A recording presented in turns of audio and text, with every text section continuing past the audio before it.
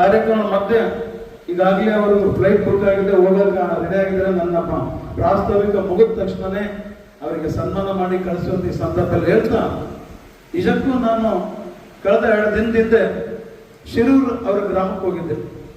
Invitation ಕೊಡಕ್ಕೆ ನಾನು, ನಮ್ಮ ಉಡುಪಿ ಜಿಲ್ಲಾಧ್ಯಕ್ಷರು ದಾಮೋದ್ ಅವರು, ನಮ್ಮ ಕರಾವಳಿ ಭಾಗದ ಅಧ್ಯಕ್ಷರಾದಂಥ ಕುಮಾರ್ ನಾಯಕರು ಅವ್ರ ಮನೆಗೆ ಹೋದಂಥ ಸಂದರ್ಭದಲ್ಲಿ ಸುಮ್ಮನೆ ನಾನು ಕೂತ್ಕೊಂಡಿದ್ದೆ. ಅವ್ರ ಬಗ್ಗೆ ಗುಣಗಾನ ಮಾಡ್ತಾ ಇದ್ರೆ ಬಹಳಷ್ಟು ಏನೋ ಗೊತ್ತಿಲ್ಲ, ಅಷ್ಟು ಮಟ್ಟದ ಇಂಪ್ರೆಷನ್ ಆಗುತ್ತೆ. ಇವತ್ತು ದುಡ್ಡು ಮುಖ್ಯ ಅಲ್ಲ ರೀ, ಹಣ ಎಷ್ಟಿದ್ದಾರೆ, ನಾವು ಋಣ ಇದ್ದರಷ್ಟೇ ಮಾತ್ರ ಜೀವನ ಅಂತ ನಾವು ನೀವೆಲ್ಲ ಅರ್ಥ ಮಾಡ್ಕೊಳ್ಬೇಕು. ಇವತ್ತು ಆ ಒಂದು ಕಷ್ಟದ ಬದುಕಿನಲ್ಲಿ ಬಂದಂತ ಗೋವಿಂದ ಪೂಜಾರಿ ಅವರು ಇವತ್ತು ಯಾವ ಕೇಳಬೇಕು, ಜೀವನದಲ್ಲಿ ಅಳವಡಿಸ್ಕೊಳ್ಬೇಕು, ಬರೀ ಕೇಳ್ತಾ ಹೋಗೋದಲ್ಲ.